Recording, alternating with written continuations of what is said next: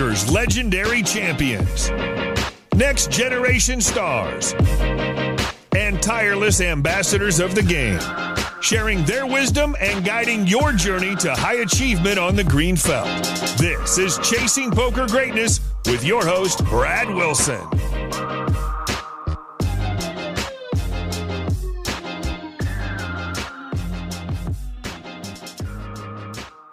Welcome, my friend, to Chasing Poker Greatness. I'm your host, the founder of EnhanceYourEdge.com, Brad Wilson, and today's guest is currently the 26th ranked player in the world according to the Global Poker Index, James Romero. If James isn't a familiar name to you yet, it's only a matter of time. Over the last 4 years, battling in the live poker arena, James has racked up a ridiculous $4.7 million in winnings, including a $1.9 million score at the WPT 5 Diamond Classic in 2016. In our conversation today, James and I will cover his poker journey from living in Mexico, battling in the online arena, to becoming one of the most feared competitors at any table he sits at. You're going to hear about the expectations that come with winning one of the most prestigious events of the year straight out of the gate, how James maintained his energy levels and focus heading into a tournament with life-changing ramifications, and what his future holds in the poker world. To foreshadow a little on this, he also took down a 25K high roller a few short weeks after we had recorded our interview.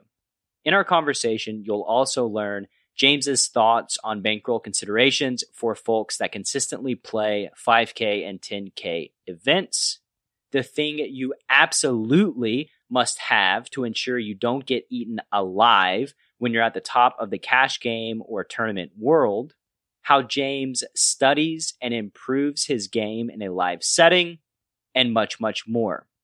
So without any further ado, I bring to you my conversation with one of the elite tournament players in the world, James Romero. James, welcome to the show, my man. How are we doing? Thank you. Everything's great. Awesome. It's awesome having you here. Beautiful day outside. I want to start out by asking you the story of how you got into playing cards. What year was it? How old were you? How'd that go down? Yeah, it was high school. I had a group of friends that all liked gambling. We would bet on everything, and then we found poker. So it was like it was perfect for us. We would just gamble at lunch and after school and stuff. What did this gambling look like?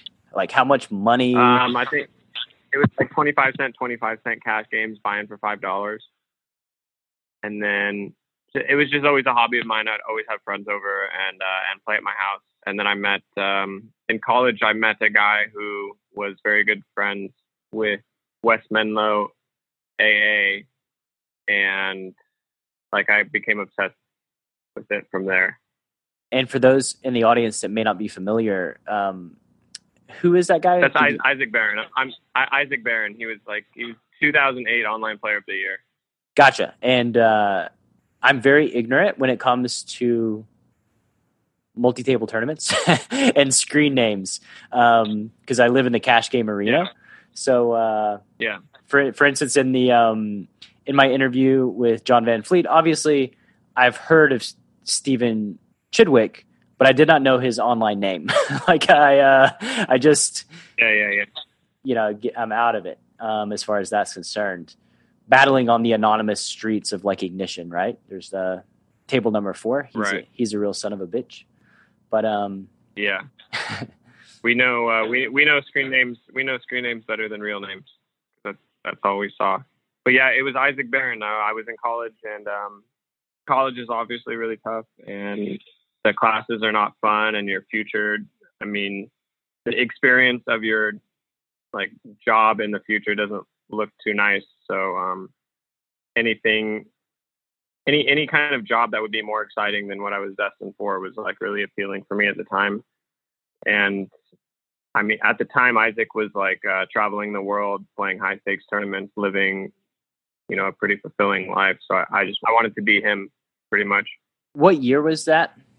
That would have been 2010, 2009. Okay. Yeah. And he at the time he was making videos for card runners, and then he was also kind of coaching my good friend in college. So, that just got me really excited. And it was really fun. The games were really good online at the time, so it was like extremely fun. Full Tilt was running, Poker Stars was running. I could play from my dorm room.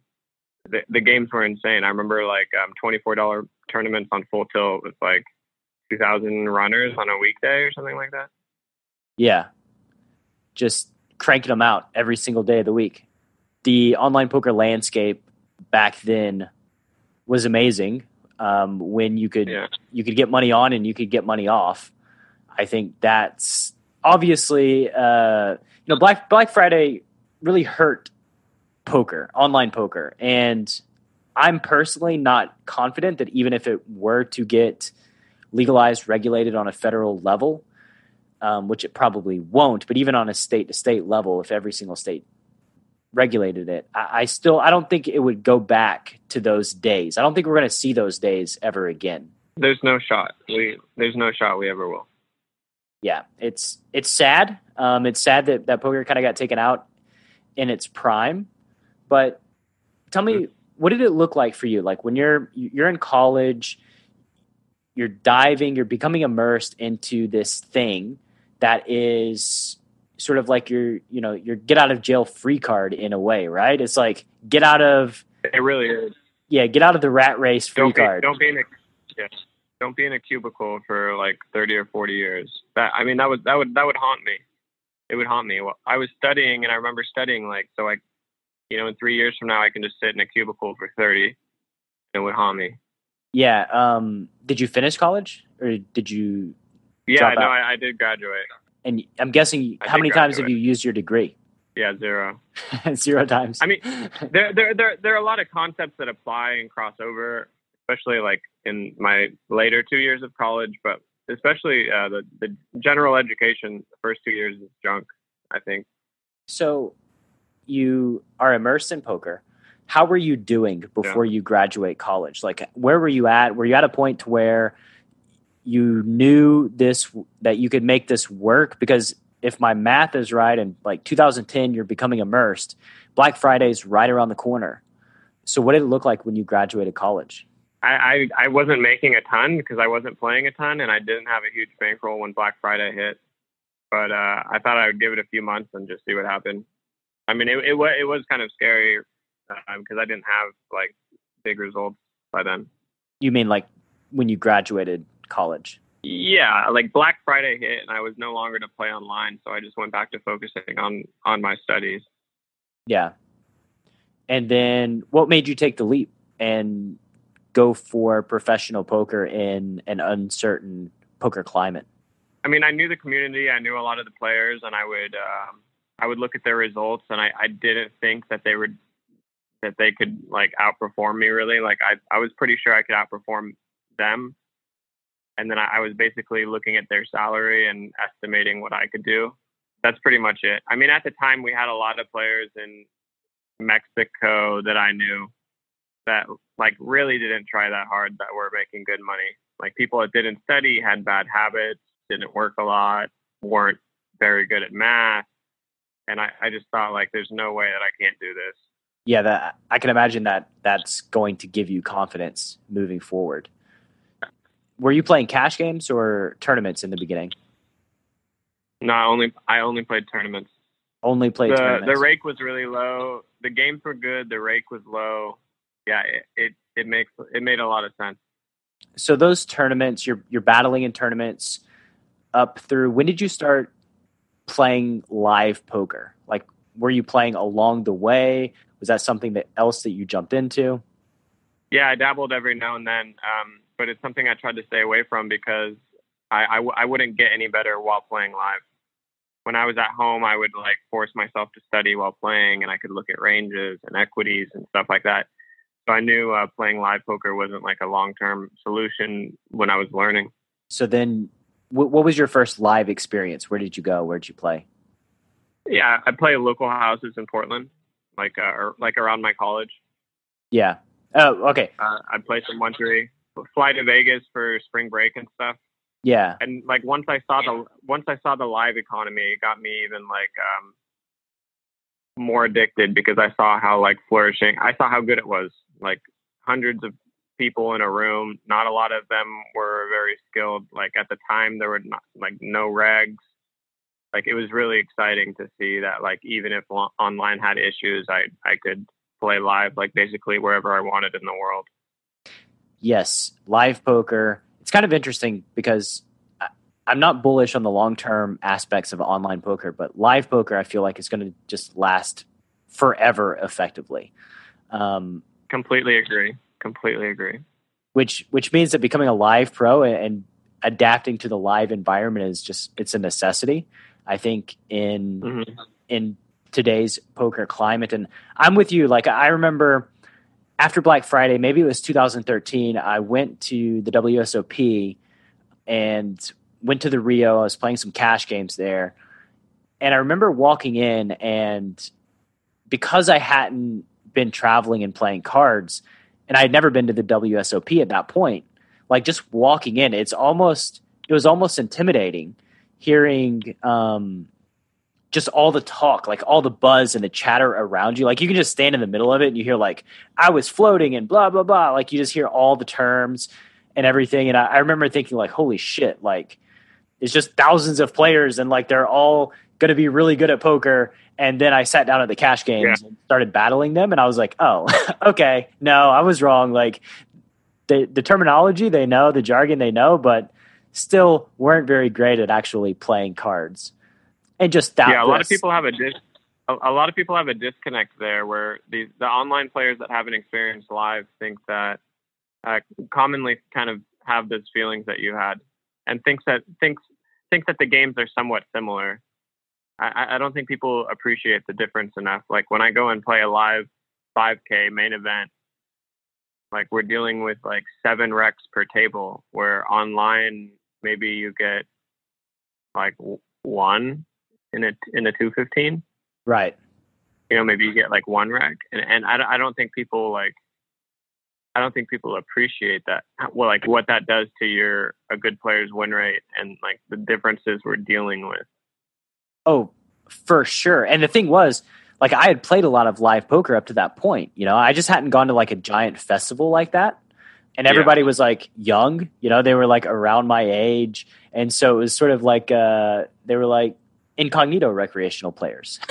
They weren't like the folks that I was used to battling like in home games and stuff like that. And I mean, coming up, like, you know, I started in 2004 and I was almost always the youngest player at my table, like almost always. And I remember that year at the WSOP in the cash games at one point looking around the table and thinking, holy shit, like I'm 30 years old and I'm the oldest player at this cash game. Yeah. It just, it's a nature. Poker got a little younger and I got a little older, and I get just, that was how it ended up. But still the skill level, and it's a different skill set too, playing live. Completely. Tell me about that. Like what are the differences in playing live and playing online that folks need to adjust for? Yeah, it's a massive difference. I think the biggest one being availability of statistics and HUD. I still talk to the high stakes community online, and it's a lot about basically mapping the player pools and mapping the other players. These guys have crazy HUDs. They know when someone's deviating from GTO and how to exploit it, and they're forced to play much more GTO, and it's very different. In live, no one has any of that information, so you basically just have to keep track of your image and how other people see you, and that's basically like the HUD that you're portraying, and you have much more freedom to do a lot weirder stuff and to deviate heavily. It's an exploitative environment live, and online it's more of like a rigid GTO. Right. And you know, it's you can have like a 100% turn bet or 100% fold to turn bet, and it's going to take a while for people to catch on, if they ever do, especially if you play like my stakes, like 5K mains or 10K mains, where you're table changing all the time. Like online, if any of those frequencies gets like, 5 to 10% outside of equilibrium, the whole table is going to know and, try to exploit you for the next year. Yeah, it's and if you're playing like the 1Ks or the 1500s or the 2Ks or the 3Ks, forget about it. Like, you can do whatever you want. Yeah, nobody's ever going to pick up on anything you're doing because they don't have this sample size. And then going beyond that, they don't even know how to counter properly a lot of times, and they're not studied. So it just becomes this hyper creative environment. Yes, I do love me some live poker. Love me some live poker. So 2012, you start your career. You're battling in tournaments in Mexico. From then to 2016, how are things going? How are things going in your career? How are things going in your life? Leading up to, obviously your major score, the 5 diamonds. Yeah, so after college, I started traveling immediately and doing really well online. Sometimes I take live trips and play cash. I didn't have like a network at all. It was just me and like the few people that I was traveling with or knew, like a handful of players. So backing was not like a question. I was always own rolled, but crushing on American sites. Then I moved to Mexico and started crushing on stars, got more money, wanted to live in like more exotic places, went to Costa Rica with a friend, got like a really nice big apartment in the nicest area of downtown San Jose, making good money. Now I had all of this time that I could spend for like recreation, hobbies, gym, etc. So like my life, I had a very, very fulfilling life for like a full 3 years in Costa Rica. Like probably the best years of my life. Getting out of that college environment, feeling free, like making good money with good friends, and the games were great. Why did you move away from Costa Rica? Yeah, so 2016 hit. Win rates were becoming more stagnant. Like I still had a win rate of like 6 BB per 100, but up until that point in my career, my win rates were increasing substantially, and my stakes were dropping. Like I was playing the highest stakes, but the ceiling was coming down, and I wanted to know why. Like my fields were shrinking, the games were shrinking, and ever since then, poker was booming. So I wanted to know like what's going on. So I went like really heavy study into the latest software, GTO, all these programs to see what's going on. And when I started studying PIO and a couple other programs, I realized like this is poker will quickly become like chess, where humans cannot beat the computer. And I'm not saying it's happening now, but I was just like looking long term for my career. Is this where I want to position myself to be good at this craft that will be shrinking every year until it's gone? And I just hated that thought.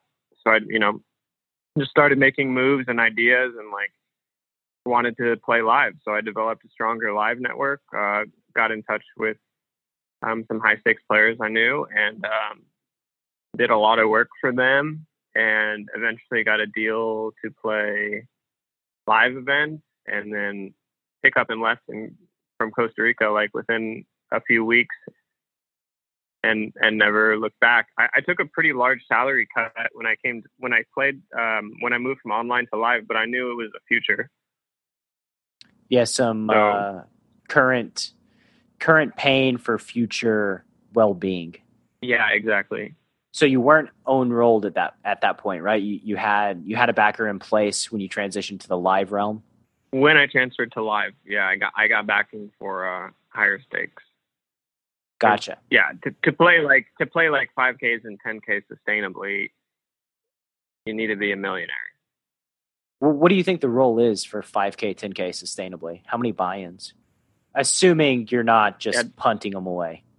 Yeah, it depends on your risk appetite. I would use PrimeDope.com has really nice variance calculators for this, for cash games and for tournaments. Yeah, off the top of my head, for like if you're going to play 5K, 10K mains, I'm not sure, but at least $1 million. I mean, your yearly expenses is a factor. Your expected ROI is a factor. For sure. Your ability to get backing is a factor. I don't think it's as simple. Like for 5K and 10K mains, I don't think you're going to swing more than like 500 or 600K. You know, but you have living expenses, you have time in between scores. You know, if your $1 million drops down to like 600K, are you still going to want to fire 10Ks? Probably not. So that, you know. Yeah. All very big factors. Probably the most being ROI. Like if obviously your variance is going to be. That is the biggest. Your variance is going to be way, it's going to swing wildly based on what your expected win rate is. And if you're like breaking even or a slight winner, you're just going to have an insane amount of variance, and your bankroll needs to be way bigger than somebody that's, you know, has a high ROI and is crushing. Agreed. So you moved to the live realm. What year was that when you started in earnest battling? Was that 2016? 2016, yeah. All right. So we're in 2016. You're kicking your live career off. Feeling okay about yourself, heading to 5 Diamond. Tell me about that experience. Yeah, I was in like 7K makeup and banked off my first 10K for $2 million. It was pretty insane. Yeah, I was getting used to live though. I was playing a lot of cash games, and I was getting for a feel for like the human element, the emotional element, where, you know, finding where people are going to be deviating on either side of passive or aggressiveness, and like, you know, not worrying as much about GTO. And how did you feel going through that tournament? I mean, how many days was it? How was your confidence as far as like you versus the field? Yeah, it was like, I think it was 5 days. I was hyper focused because obviously like the money meant a lot to me. When I had 3x starting stack, I would constantly be calculating like how much is my stack worth, and you know, it was a big chunk. It's a lot of money for a grinder, and I think you see this a lot where even great players, if they're not bankrolled and they don't have you know, if they don't have a lot of savings or whatever, they're not going to be able to play well deep. It's really, really tough to play correctly and not let bias get a hold of your mind when you're playing like for large sums. And yeah, I was feeling great at the time, and none of that bothered me. So just feel like you had your head on straight, which is pretty impressive considering the stakes you were playing for and how you weren't used to exactly battling in the live arena. But I will say this, you know, you'd been in the game for a while, you'd played a ton of tournaments, and there's a lot to be said for just being comfortable playing cards. And Agreed. When, like, if you're battling for huge sums of money, I know, like, if I'm battling in a huge cash game pot, I almost never feel nerves. Like, I almost never feel nervous, even if it's, you know, 20, 30K pot. And I say, I've said on the show a few times too, that it's way more nerve-wracking watching a friend play a massive pot than being involved in a massive pot, which I would assume is true in tournament poker too, probably. Yeah, but it's to a different magnitude, because in a cash game, like let's say you sit down with like 1K, you're never going to be playing a pot that's like more than 10K, you know, which is 10 times the buy-in. Like 5 Diamond, like these big main events, we're playing for like 100x, you know, 100x pots. Like maybe we play a 500K pot or a, you know, something. It's like actually like life changing. Like if I win this flip, my life looks very, very different than if I lose this flip. What do you think gave you an edge in compartmentalizing in 5 Diamond when you're playing for this life changing money? Like, where did you find the mental clarity, the focus, the energy to perform at a high level despite playing for life-changing money? I had a really healthy life at the time. I didn't have any issues. Like, I didn't have any like relationship issues or friend issues. I was working out a lot. It was in my hometown, so I wasn't jet lagged. Like I was eating, like I eat really well. I just remember having like high energy and being very optimistic. I have things to fall back on. I had a decent bankroll at the time. I think all of those things are really important. Yeah. Yeah. For sure. And the bankroll they're all super important, especially the skills of taking care of your mind, taking care of your body, making sure you sleep well at night, watching what you put into your body, right? Like probably not going to be super beneficial if, you're out partying until 3 or 4 a.m., getting drunk and then going to try to perform the next day. It's probably going to have an effect on your cognitive ability. But also having the knowledge that even if things don't work out, even if this tournament doesn't go the way that I want it to, I still have a stable situation. There's still hope for the future, where you don't put your That's huge. Your entire sense of worth in the results of this single tournament, right? I think that can help people perform at a high level. Yeah. So, I have a quote here from you. After you win the 5 diamond, you said you didn't know if anything else in life would feel more exciting than this, just because it was so unexpected. With a wedding or a baby, Right. you move towards that slowly over a period of time. You can't imagine anything more exciting happening in your life. This could be the pinnacle. This was a few years ago. Do you stand by that? Yeah, I stand by that for sure. Yeah. I mean, these big mains are career starters. It's incredibly important for a poker player to like network and have a resume and like yeah. If you're gonna play poker professionally, like having like a big score is like paramount. Like, did you have any expectations after binking 5 diamond? How was your 2017 and the rest of your 2016? And I thought I thought I would be like printing. Obviously my sample was so small. I thought my ROI in these live birds would be like 200%, something like this. So I thought I was just going to win everything. And yeah, I didn't. I went on a downswing after that. I played kind of high. And then I also took a lot of time off and spent a lot of time in 2017. And, I think we see this quite often actually when players have breakout years. Like some of them dream to just keep playing every day, all day. And then some of them like have just wanted to take time off for a while and will go quiet for like a year or two and then come back. And I think we see that a lot. Which category I kind of went were quiet you in? for Quiet a while. Yeah, I kind of went quiet for 2017. Just chilling, living. I didn't play a lot. Life. I hung out with family a lot. I relaxed a lot. Like I just felt like I'd been working so many years so hard that I had financial freedom. Like I had no bills coming up that I wasn't able to pay. Like the pressure was off to make money. So when you jump back in there, what was you were just ready to go? Was there a feeling you had of like, okay, I need to get back in the arena and go back to war? Yeah. I started getting that itch and I would just sit in my room and study. Like, I think I studied like for like 3 months straight every day before I started playing again. I just felt like that everyone was getting better and I needed to do a lot of studying before going back. What did that studying look like? It was a lot of Poker Snowy, a lot of PIO, a lot of Munker pre-flop solves, talking with friends, training videos. I think I watched like every single training course that hit the market. And any of them that helped you more than any other ones, do you think? Man, I think PIO really hurt my game for a long time.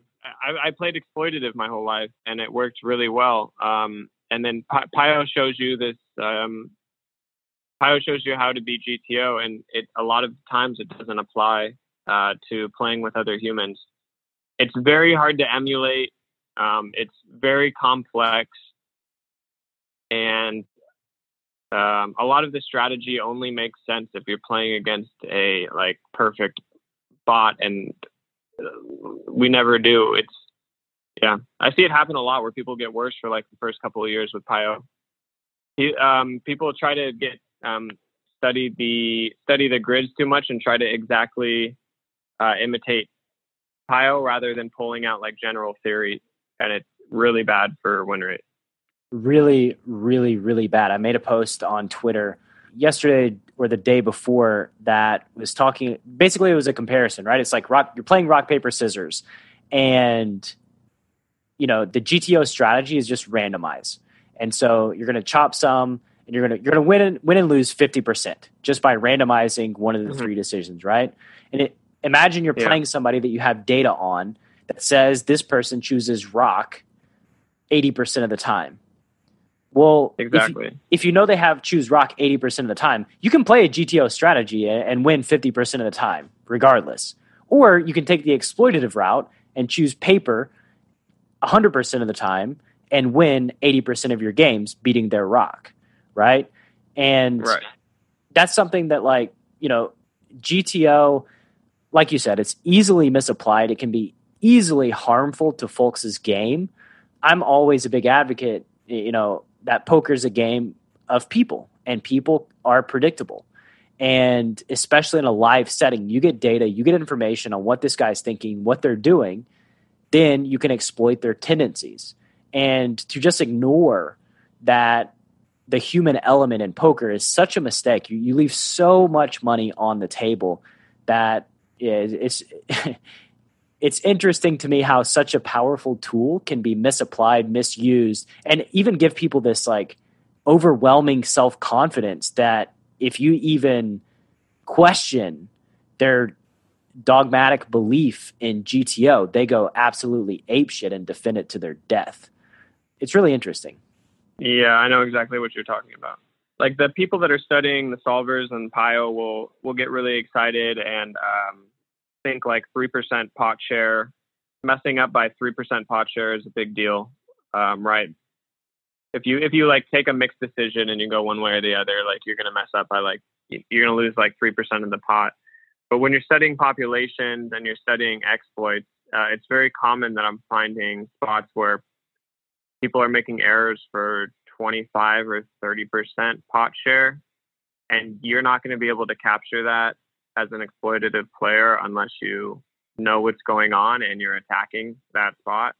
We see this all the time. I'm doing a lot of population study nowadays. It used to be a lot of work with Hold'em Manager and Poker Tracker 4 to map populations, and now I'm working with Hand to Note, which is the new. It's new tracking software, and it's incredible, and it's just highlighting all these spots where populations are making insane errors, and GTO just doesn't matter anymore once you have this data. What is up, my loyal Chasing Poker Greatness listener? Coach Brad here, and I just wanted to take a moment to ask you a simple question. How many times have you heard my guests and I speak passionately about the benefits of poker coaching? You get to expand your poker network, receive expert feedback you can rely on, and have your burning questions answered by a trusted mentor. Which brings me to the Poker Power Hour, a series of 100% free, live 1-hour poker webinars, masterclasses, and hand history breakdowns that kick off each and every Wednesday evening at 8 p.m. Eastern Standard Time. The Poker Power Hour will be led by me, Coach Brad, as well as some of your favorite Chasing Poker Greatness guests. It will be your weekly guide for helping you plug your leaks, skyrocket your poker growth, expand your network of crushers, and inevitably win more money on the green felt. The Poker Power Hour is premium content and live only. There will be no free replays or view on demand, and the content will eventually be released as paid training only. So head to enhanceyouredge.com, opt in to the Poker Power Hour, and get for free today what you'll have to pay for later. Once again, to catch the Poker Power Hour every single week, head to enhanceyouredge.com and join the email newsletter. Now, back to the show.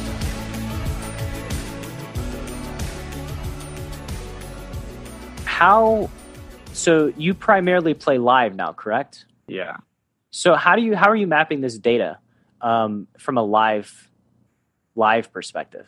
Yeah, I just assume it applies. the live Okay. play. Okay. And beyond that, when I was playing cash, I would actually keep track of statistics and frequencies on my phone. I know it sounds a little bit ridiculous, like how I could do that, but I do it pretty accurately. Like it's as simple as in a heads up pot, you raise, someone calls, they check the flop, and you bet. You can just mark on your phone whether or not they call or fold. And like once you have a large enough sample, now you know like what population fold flop frequency is. So you can do that kind of work for like all of these different decision nodes. I think I had like 50 in my phone, and I would just sit there in my cash games like with like my notepad, or I just have a notepad open on my phone, and every time I saw a decision point, I would just like mark it. How helpful has that been? Yeah, it was incredibly helpful. It was actually showing me that the live populations are not playing that much different than the online populations. I mean, there are spots where they play much different, but the majority of the spots are played about the same. So it was really nice to see. And I'm talking like intricate, detailed spreadsheets. Like when I do studies, when I do work, I'm messing around. Like I'm in there, and I want accuracy. I want like sizes, like sample sizes. Yeah, for sure. I mean, it doesn't do you much good if you're studying something with a small sample size or extrapolating some tendencies that you can exploit that are incorrect. So I think like live fold to 3-bet was like 20% or something. That off the top of my head, that's what I would think. Like in a live setting, cash game setting, people just don't fold to 3-bets, especially the more recreational type players. Like it's actually kind of shocking when somebody raises pre, they get 3-bet and they just fold and you don't see a flop. It's so rare compared to online. Yeah, I tried to map it. Yeah, I tried to map it with my phone, and then I went back to mapping it online, and I just saw a lot of similarities and trends, which is good to know. Good to know that everybody doesn't have to sit around keeping data points on every hand that they play versus population in order to map out human behavior. But it makes a lot of sense that people that play online will play one way, and people play live. Naturally, their default mode is going to be how they play online. So very similar as far as those kind of tendencies, I would imagine.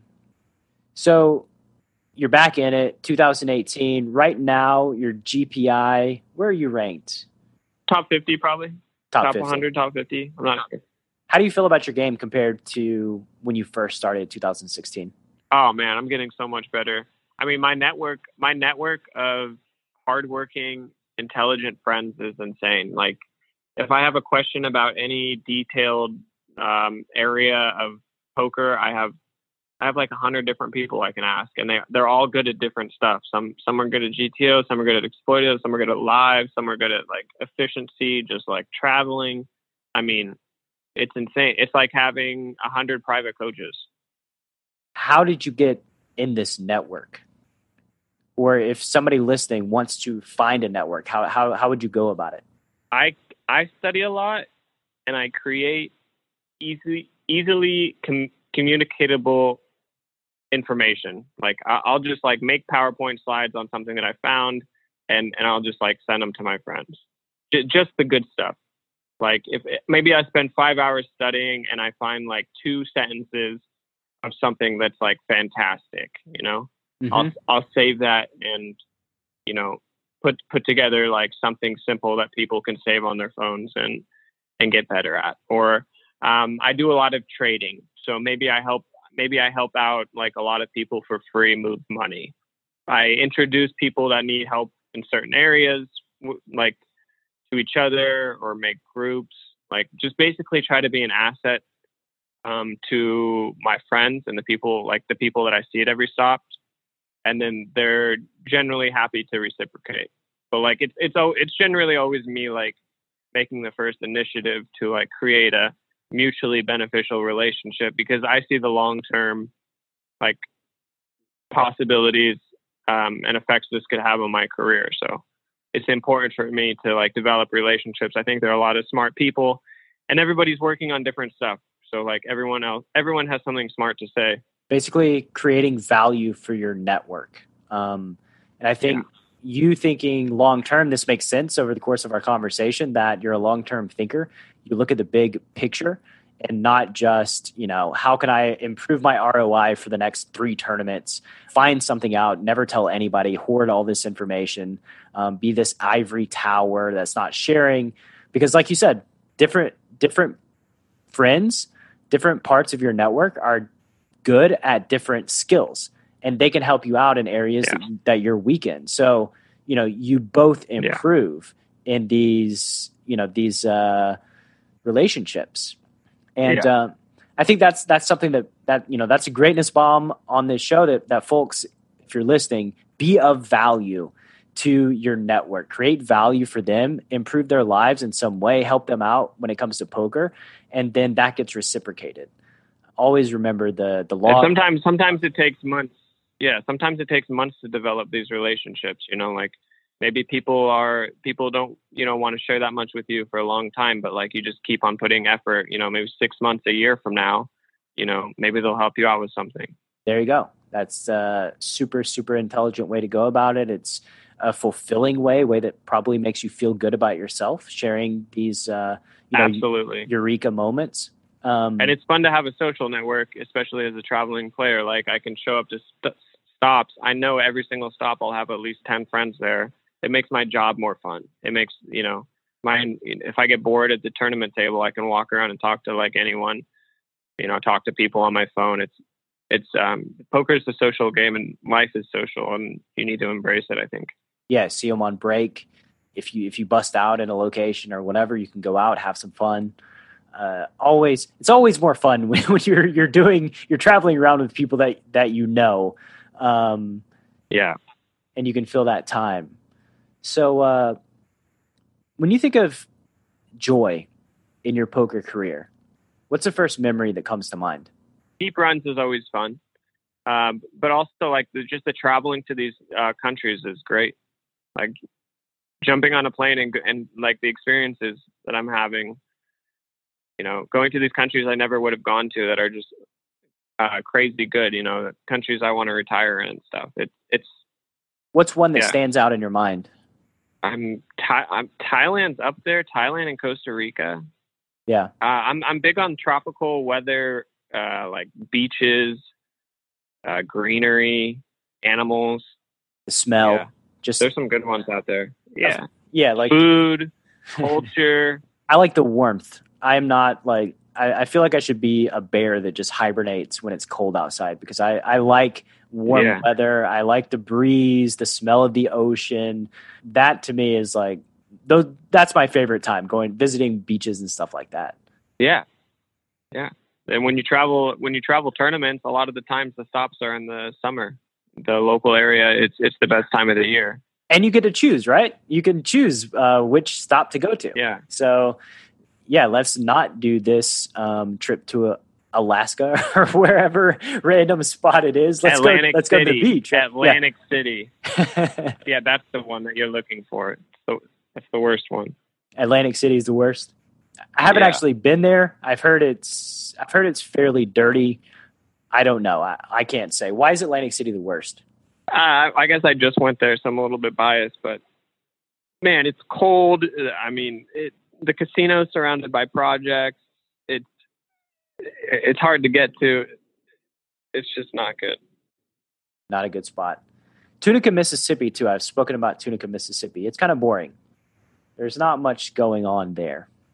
So, all right, let's go to some lightning round questions here. Imagine there's a carbon copy of yourself in the year 2020, just starting out in the game of poker. If you could sit that kid down, give them some advice right now, what would that advice be? Study for the first year without playing much. Don't spend your money on anything until you are rich. Like, be extremely frugal. Put in volume. Surround yourself with people that are smarter than you and work harder than you.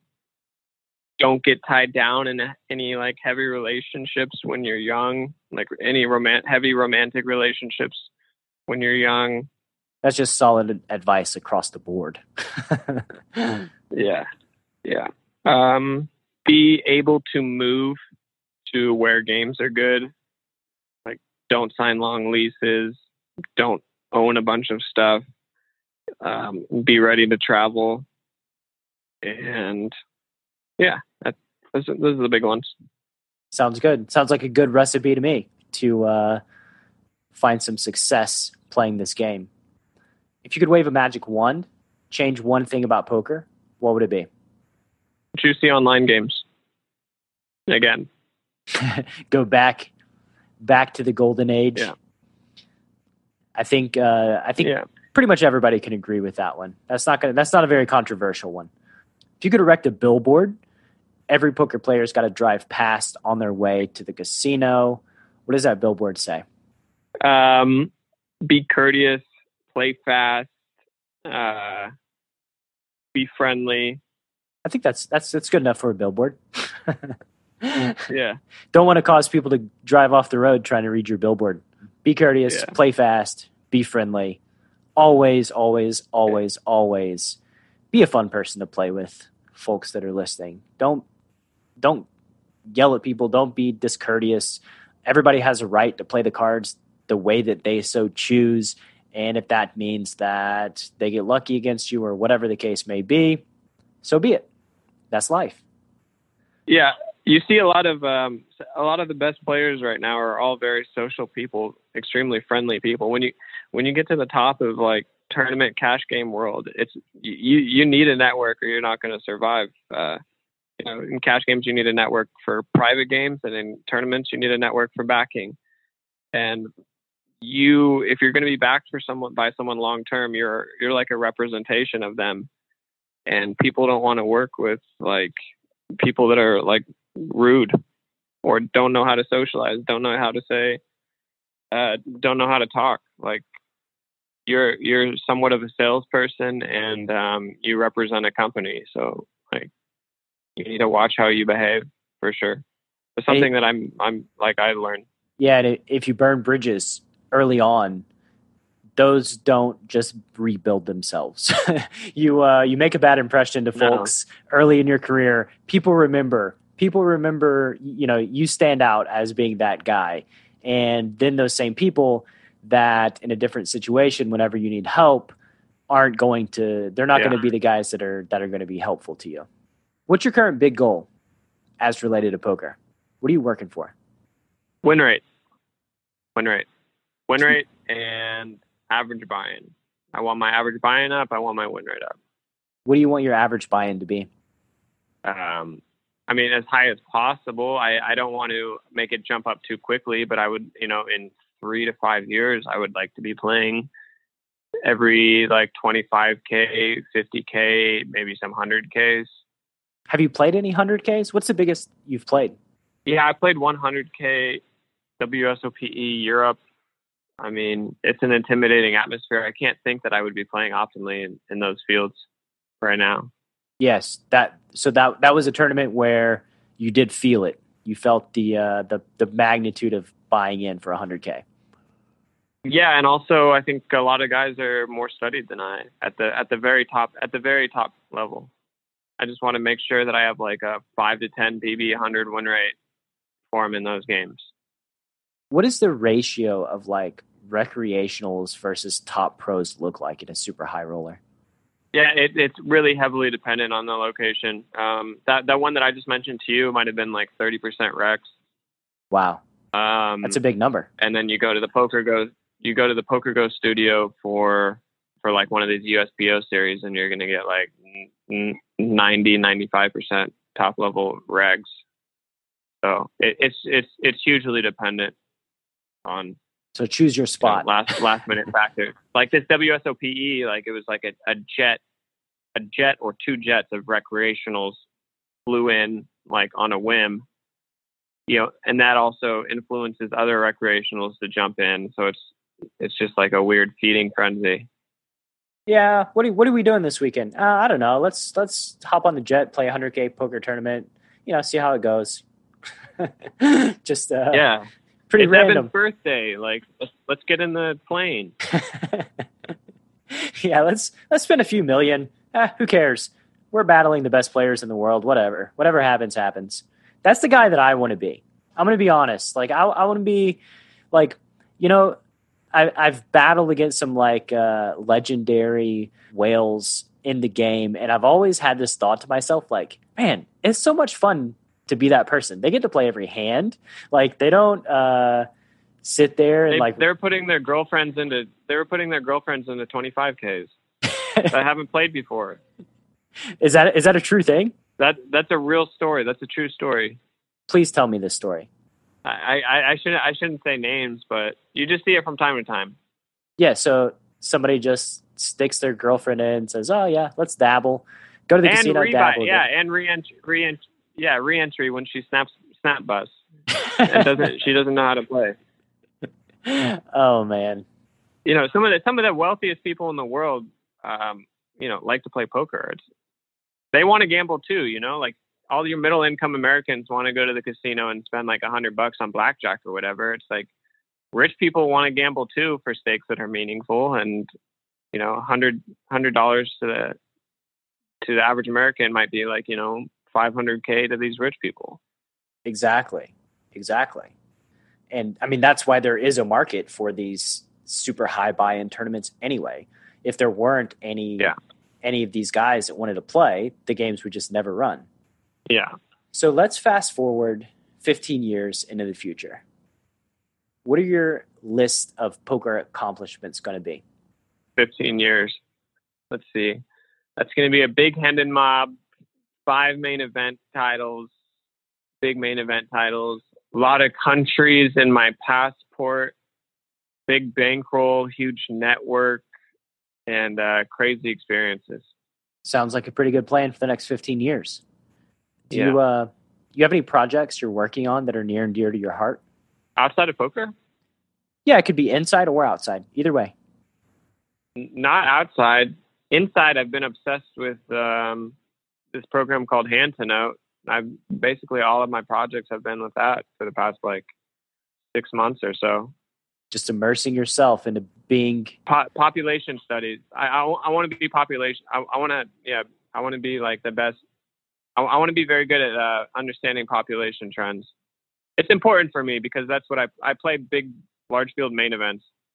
So like GTO isn't very important to me. Like understanding how the average buy-in 1K reg thinks, or the average buy-in 500 recreational thinks, like these things are really important to me. This is another important point too, is that, there's a Pareto principle in life that applies to poker. It's the 80-20 rule, where 80% of your money is going to come from 20% of the players you battle against in poker.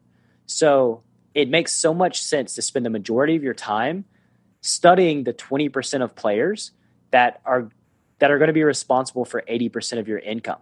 And if you're studying GTO, that's exactly right. You're studying the guys, you're trying to catch up to these, the world's best players, and you're studying them, you're investing your energy into that. And that's not going to give you the gains that you get from studying the recreational players, understanding what they're doing wrong so that you can exploit them and maximize the opportunity that you have when you're battling against them. So 100%, man, the hand to note, study the rec populations. That's where the value is.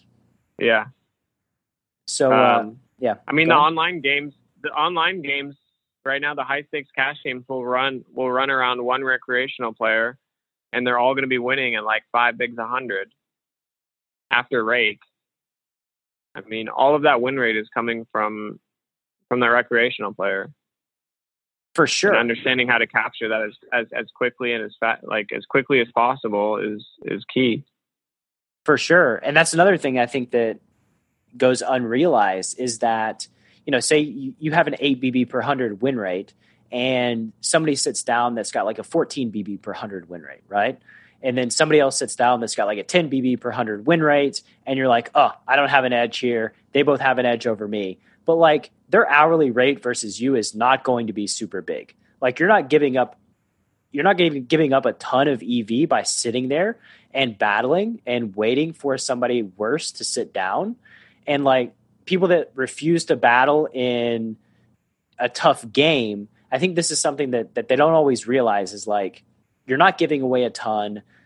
You are pitting yourself up against superior players. And in a lot of ways, this is how you improve. But number two is like, build the games, stay in the games, and, you know, eventually the game gets better. And then that's when you make up all the ground from the little bit that you've lost by battling with a few superior players. That's what makes the experience positive.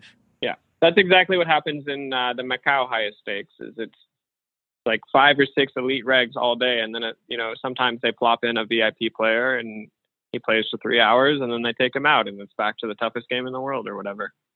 Right, and they're all winners. Like they're all the expectation is that they're all going to win over the long term. Right. James, it's been great having you on this show. Thank you very much for your time and energy. I have no doubt that I'm going to have you on in a few years, and you will be absolutely crushing it.